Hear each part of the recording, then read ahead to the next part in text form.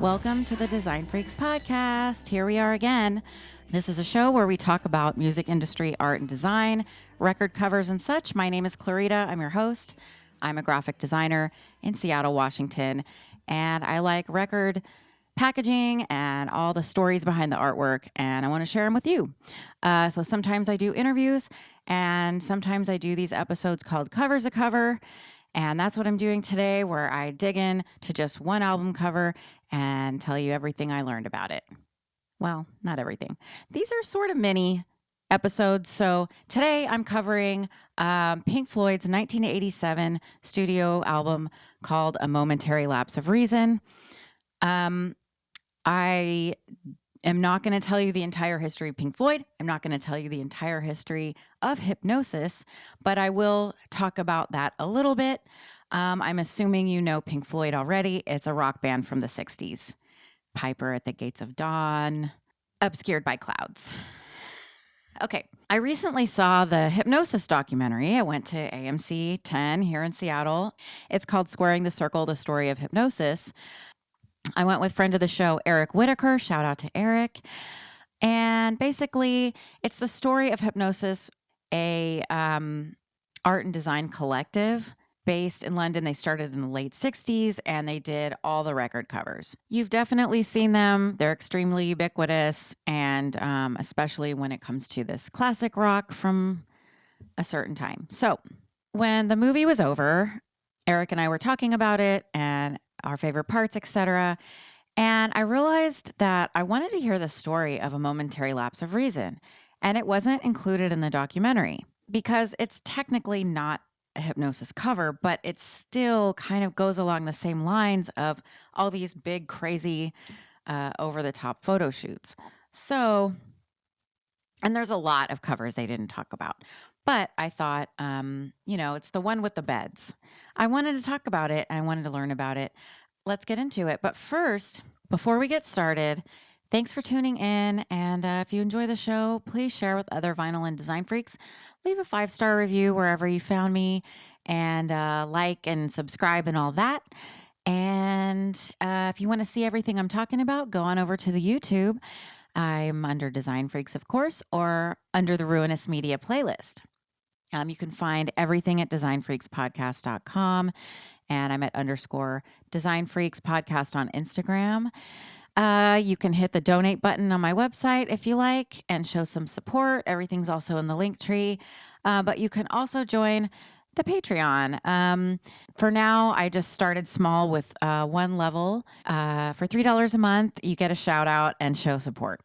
That's just the basic tier. And I will be adding more as time goes on, and I'll let you know about it. I also wanted to suggest that if you want to know more about the design group Hipgnosis, check out Design Freaks episode 13 with my buddy, Seattle music legend, Kurt Bloch.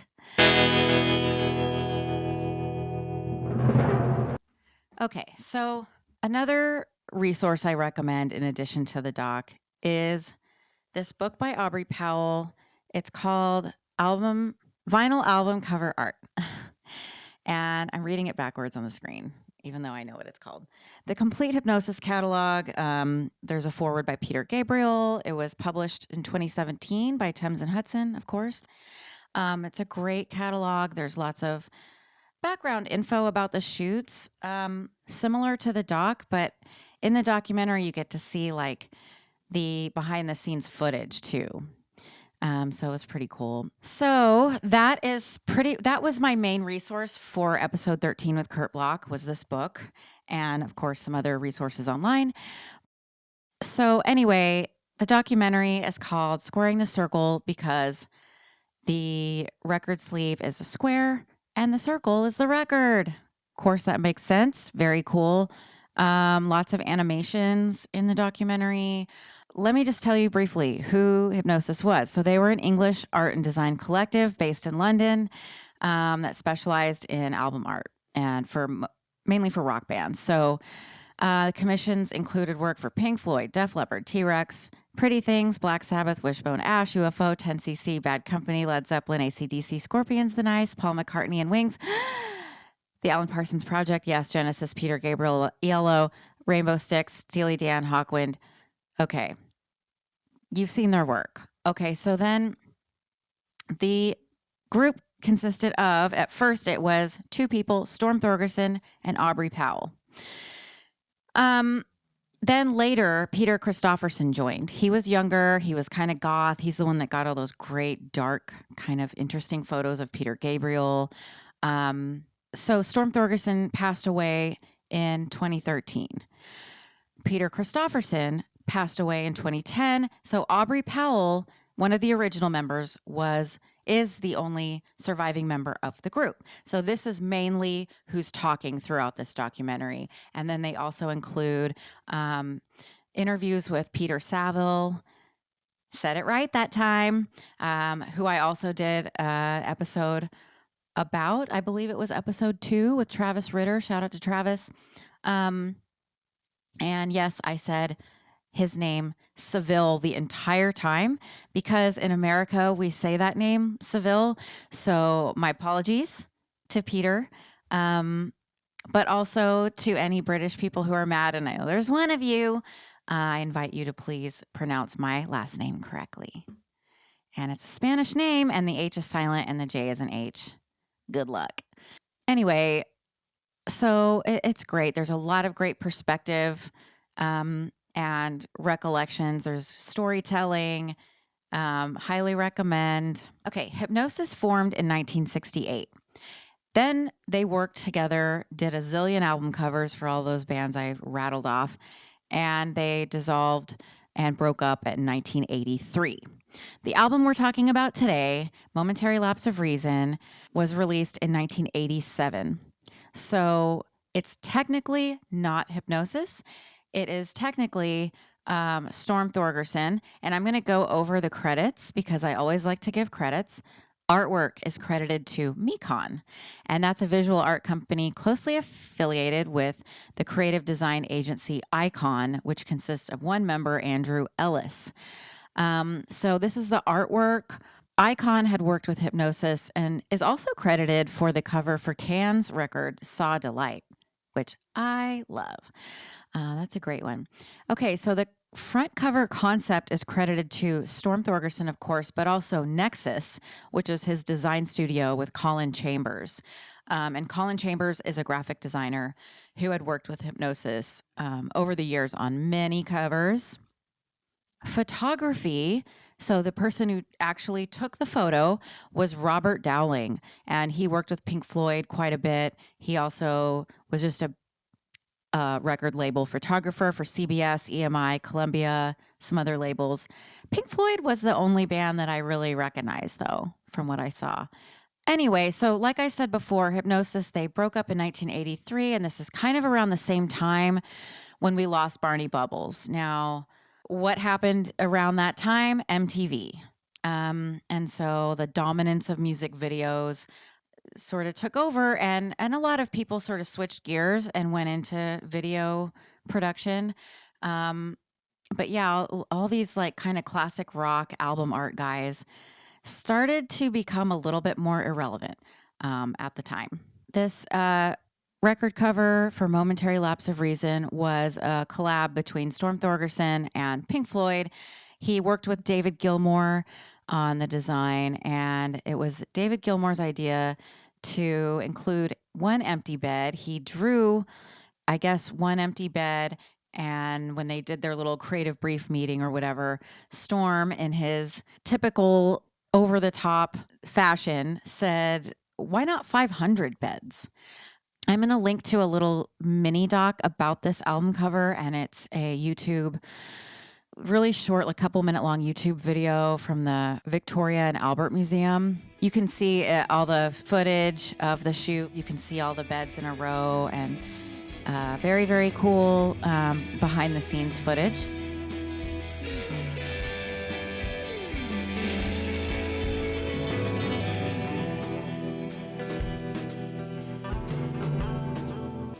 And it also includes these snippets of them just briefly talking about how this came to be. They really went all out. And anyway, so Storm has this idea, 500 beds on a beach.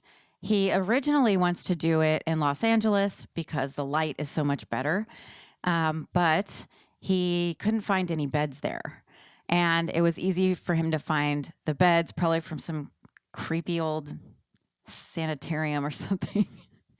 But not only did he find the beds in England, he found 700 beds. 700 beds. Insert Memorial Day mattress sale joke. I don't know. Just so anyway, loaded up a bunch of lorries, went out to this beach. It was Staunton Sands in North Devon, England. His finished design was a long river of hospital beds arranged on the Staunton Sands beach.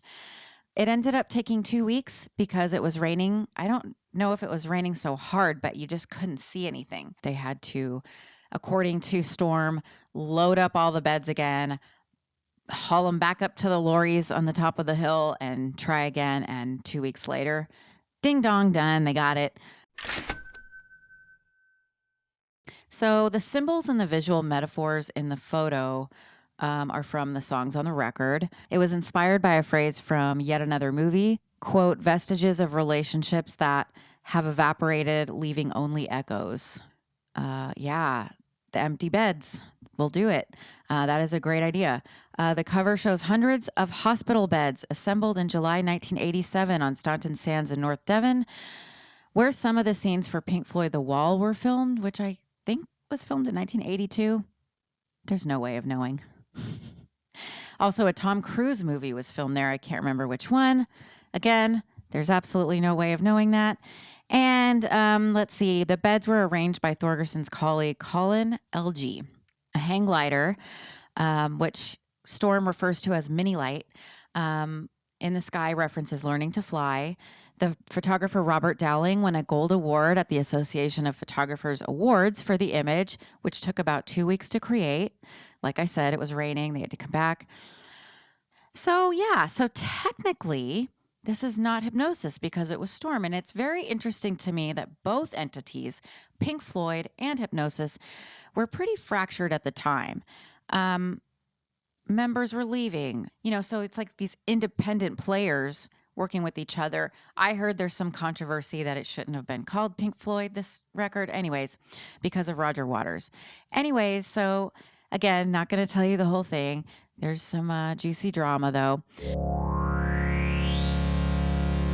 It's funny that Storm also admits that he doesn't know why the French maid was there. I mean, rock and roll is why there's a woman on the cover for no reason. Anyways, let's jump forward in time. Okay. 2021. Pink Floyd re-released a standalone version of A Momentary Lapse of Reason, remixed and updated, along with a new edition in 360 reality audio on October 29th, 2021. Now, the music had already been part of a 2019 box set, previously issued as part of the massive 2019 box set the later years. And the 360 version thing, according to a press release, is an immersive music experience that closely mimics the omnidirectional soundscape of live musical performance through Sony's object-based 360 spatial sound technologies. Okay, so they incorporated some of the original keyboard parts from late keyboardist Richard Wright and recording new drum performances by Nick Mason. So there's kind of two posthumous players in this release, Storm Thorgerson on the visual side, and then Rick Wright being brought in to this remix version. So let's talk about this second cover. So I don't know the exact story about who called Aubrey Powell or if he offered. But anyway, said he was happy to create something both fresh and familiar for Pink Floyd's archival release thing. So he has to go with the theme of the record, which is remixed and updated. So he went with Storm's photo shoot, but this time without Storm's huge personality interfering. And I hate to say interfering, but the doc really drills it home that they butted heads and Storm was a little bit hard to work with.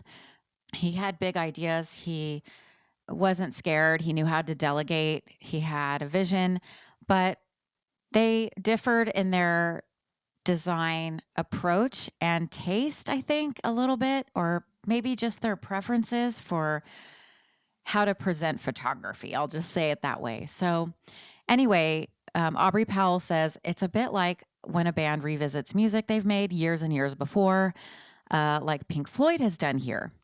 He says, I never get bored with it. Aubrey Powell, Hipgnosis, they're masters of collage. To me, they can use any tool they want. They're going to do it well. And I think he's sort of justifying the use of Photoshop since everything Hipgnosis previously has been, analog. But anyway, he says technology has moved on so fast and we have tools to use now that are better than what we had then. So why not take advantage of that? Revisiting, I think, is a good thing. So I'm not sure if better is the right word that I would use, but he definitely did a good job with this. He wanted to use his late colleague Storm Thorgerson's original concept and source material. He said it would be very difficult to get away from Storm's original concept of the 500 beds on the beach. Can you imagine too? I mean, I don't think it would be very well received either. And he admits, how's he going to top that? Teen Witch. So he also wanted to honor Storm's legacy. And because he included the original photo shoot, I'm declaring that this 2021 release qualifies as a Hipgnosis cover. This is actually a Hipgnosis cover. It's both of them. That's how it qualifies. So one of them on a posthumous level, but hear me out. So Aubrey Powell says, what I found was a transparency where the sea had, he's explaining what he did with this newer version of the cover. What I found was a transparency where the sea had come in under the beds and created a reflection. And yet the French maid and the guy are still sitting there acting unperturbed by the fact that the sea was going to engulf them, Powell recalls. He said, I thought, I like this. I like the tension, that the tension that's in there is kind of like learning to fly. There's an anxiousness, a nervousness, this element of what's going to happen. So he adds something apocalyptic is going to happen, which is very provocative. Interesting, also way ahead of the rising sea level conversation from the original photo shoot. Pretty interesting. So there you have both the covers, River of Beds, as Storm describes it. The themes correspond with the themes of the songs, and as usual, Storm and Aubrey Powell knocked it out of the park, and their supporting teammates that I listed earlier. But this got me thinking about something. What if someone wanted to create this photo shoot in 2023, but didn't have the money for this elaborate and couldn't find all those beds and what's a lorry? And no, I know what a lorry is. It's a truck. But anyways, we don't have budgets like this anymore for album covers. So obviously, if you want a photorealistic cover of 500 beds on a beach, you may just have a graphic designer illustrate that. But if you want a photorealistic cover, you would then have someone photograph a couple beds and in a few different places, move them around, and then Photoshop it together. Bada bing. Or you could be even lazier and just use AI. So I attempted to do that. I was like, I'm going to try to replicate this cover, just the photo shoot, through an AI tool. It's called Generative Fill. That's the designer. I'm the client. The prompts that I'm putting in are my creative brief. And man, you really have to be specific. And I'll show you why. And I know there are better ways to do it. There's Midjourney. I get it. That's probably the best one going these days. But I wanted to see what I could do with what I had already at my disposal. So I'll pull these up on the screen so you can see how funny and how kind of eerily close I got to the shoot. So first of all, I'm going to show you my first attempt, which is me being the client that's not being specific enough, and then I don't like the first draft. You couldn't read my mind. Not a bunch of weird dark blue bed things. These don't have frames. They're not clearly beds enough. I want them to look like hospital beds. So then I go through and I specify that I want bed frames. Well, then it gives me this craziness. This is also what I didn't want. It's like some Picasso, Cubist, MC Escher puzzle here of bed frames on a beach. The shadows look pretty good, but that's not nearly what I wanted. So then I get, I change my prompts to include, small beds, hospital beds, whatever. Then I get this creepy little scene. What are these even? I mean, I am frightened by that. These are like these weird blue pods. It looks like something that may come from a hospital. I don't know. Anyway, so then I get more and more specific with my prompts, go back and forth with my designer, generative Philip, and I come up with something that looks really close. Here's some hospital beds. They don't have the metal frames though. Here we have what looks like some sort of a laundry cart from a hospital, but this is not what I want. I mean, this is terrifying. Then I get a bunch of baby cribs on a beach. So yeah, not great. And then I finally achieve what I think is the closest. I mean, these are all hospital beds. They're not exactly the same. I could have kept going. The frames aren't exactly right. But this is pretty darn close. You would need to, I was going to say fix it in post, but it's all post because it's AI. So you would need a designer to go in, clean it up. But anyway, that's how spooky close this got to Storm Thorgerson's actual original concept and original photo shoot. And then just really quick, this is bonus. Another feature of generative fill, my friend Philip, is being able to take any photo, in my case, record covers are what I'm interested in, and making the record cover smaller, making the canvas bigger, and then filling in the space around the record cover as though it were continuing outside of the 12 by 12 packaging. So here is Abbey Road by the Beatles. This is, by the way, I didn't make this. This is an example I found, and this is why I wanted to try the generative fill. Then I saw there's this Master of Puppets, which was really funny. It's really cute. It's like a Black Forest cake. And then this one is probably my favorite, the Katy Perry lying on a cat's stomach. And the look on the cat's face is maybe the best part. Anyway, so here it is. I tried to do it. The first time I tried with Storm Thorgerson's version of the cover.